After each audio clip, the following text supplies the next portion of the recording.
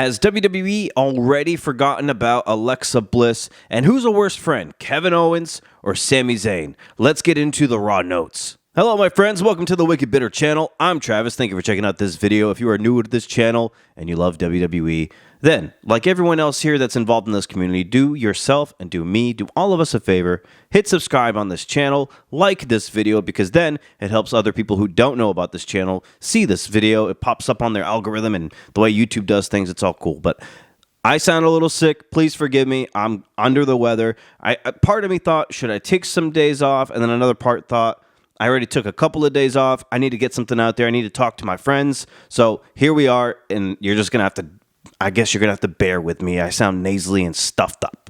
First of all, let's get into some of the things that happened on Monday Night Raw. One of the things I noticed right out of the gate, and I honestly thought that maybe we could have started the show this way or put a spotlight on this, but it was Alexa Bliss. I mean, the reception she got when she first showed up in that Royal Rumble, and honestly, after that too, it was blowing up. She was trending. I mean, the views that WWE got online because of her was blowing through the roof. So I thought Alexa Bliss would definitely show up on Monday Night Raw in some sort of fashion, whether it's kicking off the show, a backstage segment, a vignette. I don't think we got anything. I'm trying to think of it. Maybe it could have been one of those things where it played during an ad break for everybody in the United States or whoever doesn't have the premium package for whatever for Netflix. But I don't even think I saw anything about that either. So apparently we got nothing about Alexa Bliss on Raw, which leads me to believe that she will be on Friday Night SmackDown with the Wyatt Six. And then, of course, some people pointed out online that her doll, Lily, has the number 6 in one of her eyes. I think it's the left eye. And I'm like, well, it makes a little sense. Bliss had the Fiend Forever, Friend Forever on her jacket. So maybe they're going to put her with the Wyatt Six. My only fear with her being on the Wyatt Six is I don't want her to appear as often or as less often. I don't know how you even would say that, but I don't want her to show up as much as or as little as the Wyatt Six show up. Alexa Bliss is clearly getting a huge reaction out of people. Everybody's been dying to see her back in WWE for a long time. It'd be nice to have her on our TVs frequently, every week or every other week. It shouldn't take, any time that the Wyatt Six decide to show up, that she shows up with them. I think she should be on our screens more often.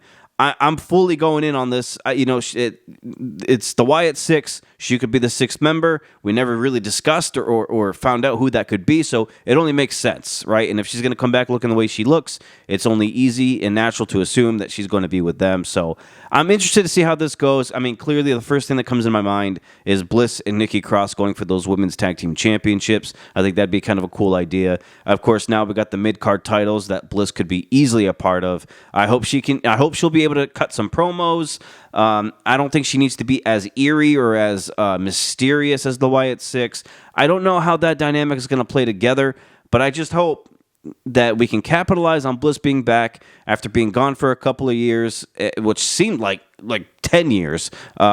Just breathe some fresh air into her, because I hope she doesn't get lost in the shuffle. That's all I'm saying. Other things that happened on Monday Night Raw, I'll breeze through them pretty quickly here. Not everything I'm going to cover. I'm going to cover the highlights, the big points, the big talking points here. Jey Uso starts the show, and my God, I don't understand. I'm going to make another video about this, a whole separate video talking about Jey Uso, but I don't understand the internet hate this man is getting. I really don't.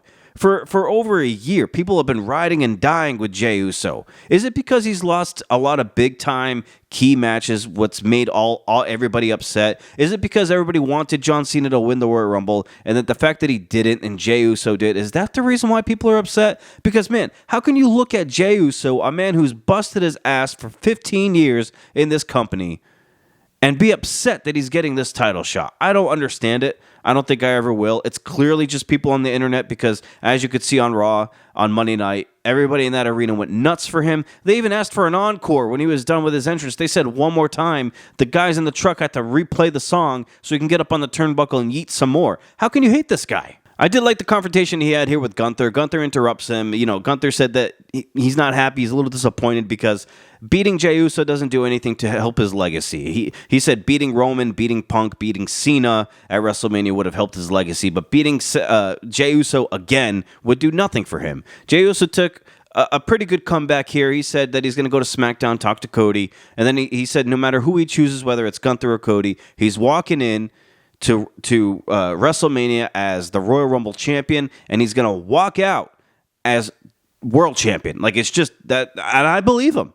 This is going to be a Kofi Mania moment for Jey Uso. Another note we heard about: Roman Reigns is labeled out for the foreseeable future. We don't really know how long that could be. That's why they cleverly said foreseeable. We don't really know. I think this is just a way to not have him in the chamber and not to have him lose in the chamber, because Roman just lost at the Royal Rumble technically, right? He got eliminated. He didn't win the Rumble. I don't think WWE wants to put him in back-to-back pay-per-views and have him lose back-to-back pay-per-views. I think the plan for Roman is not a title match at WrestleMania. I think we're going to get Seth versus Punk versus Roman in like main event of night one or something of WrestleMania. That way, Punk could have his main event match. No one has ever said it needed to be a title match. I want to see Seth versus Punk versus Roman as the main event of night one of WrestleMania. And you can have Jey Uso versus Gunther opening up night one or night two. And then you can have the main event of night two being John Cena versus Cody Rhodes. Who says no to that? That's 3 great matches right there. And if you're upset about it, we're on 2 different lengths here. Something I thought was pretty cool was that AJ Styles has been announced as the newest member of Monday Night Raw for the transfer portal being now closed. I like this. It was after Adam Pearce announced this, Braun Breaker came into the frame. And by the way, we glaze and praise Breaker here on Wicked Bitter. If you're new to this and you didn't know this, Braun Breaker and Jacob Fatu get all the glaze and praise here on this channel. So please join in on us with that.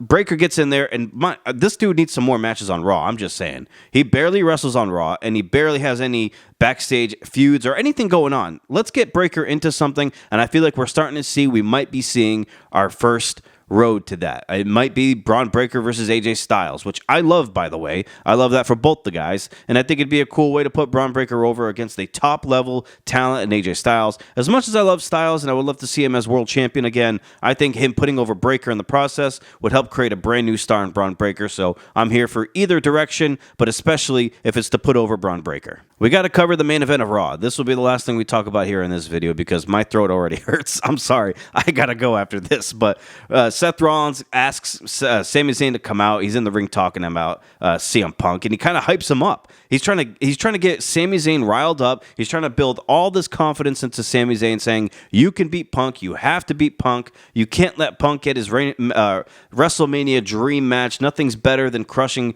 his, CM Punk's dreams of main eventing WrestleMania. So he's talking it into Sami Zayn, and then as he's leaving, CM Punk comes out. Punk and Seth get into a little mini scuffle on the ramp in passing, and CM Punk heads down to the ring finally to face Sami Zayn, which, by the way, fantastic match between CM Punk and Sami Zayn. I loved the entire thing. It was such a great main event. I'm very happy to see it. CM Punk has been nothing but absolute dynamite. No pun intended. He's been fire since showing up in WWE, or showing back up, I should say. I was very happy with this. They had some good chemistry, good exchange back and forth. Sami Zayn almost won the match several times. It came very close. I loved it. CM Punk ends up coming away with the win at the end.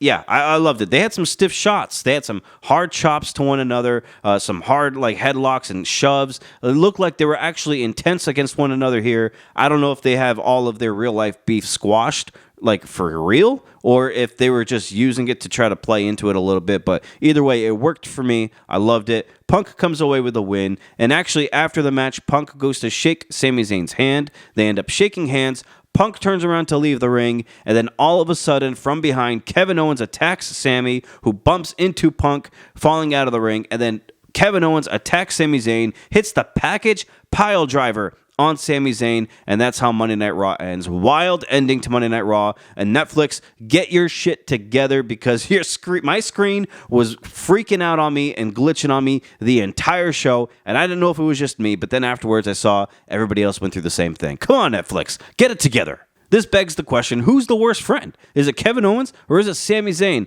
My argument might be Sami Zayn is the worst friend. I'm just going to say, I know Kevin Owens has stabbed Sami in the back several times, okay? But no matter how many times he stabbed him in the back, Sami Zayn always has that soft spot. He always has that vulnerability whenever it comes to Kevin Owens, and these two end up always being friends in the end, no matter what. So my whole thing was Kevin Owens said to Sami Zayn the week before WrestleMania, if you scratch my back, I will scratch yours. You help me win my title match, I will make sure you win the Royal Rumble. Sami Zayn did not help Kevin Owens whatsoever in that ladder match. Mind you, this is a no disqualification match. It's a ladder match. Kevin Owens versus Cody Rhodes. Sami Zayn had the ability to even stop Cody Rhodes in his track. I'm not even saying help Kevin Owens win. I'm just saying help Kevin Owens stop from being murdered in that match. He could have told Cody Rhodes to chill or to second guess what he's doing here or to not drive Kevin Owens head first through that ladder. He had moments where he could have stopped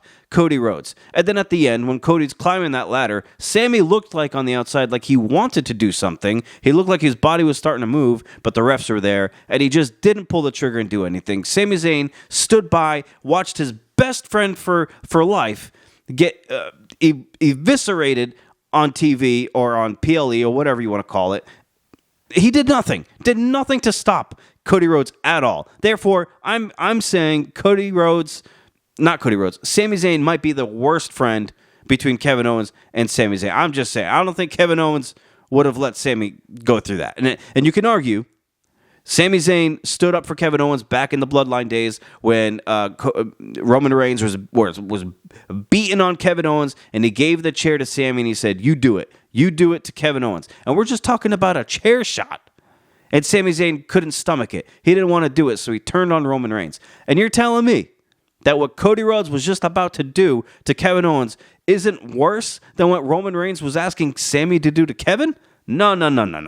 Something's not right. I'm saying Sami's a worse friend, but I do love Sami and I do love Kevin Owens, so there's that. All right, my friends, I will be coming out with another video diving a little more into the Jey Uso stuff and the future Elimination Chamber and WrestleMania plans. I appreciate all of you, especially the ones who have checked in on me and messaged me, wishing me well, because you all know I've been sick the past few days. Sunday morning is when everything just started hitting me. It was like the morning right after Royal Rumble, so I've been feeling like terrible. Didn't even go to work on Monday. It was rough. It's been rough, but now I'm starting to get a little more breathability in my nose, so that helps a little bit. But yeah, I appreciate all of you for checking in. If you're new to the channel, sorry, this is the first time you've seen me is when I'm sick. But I do appreciate you checking out this video. If you don't mind hitting subscribe, join us here on this channel. We would love to have you. It's a growing community. It's just wrestling fans talking to other wrestling fans. That's all this is, honestly.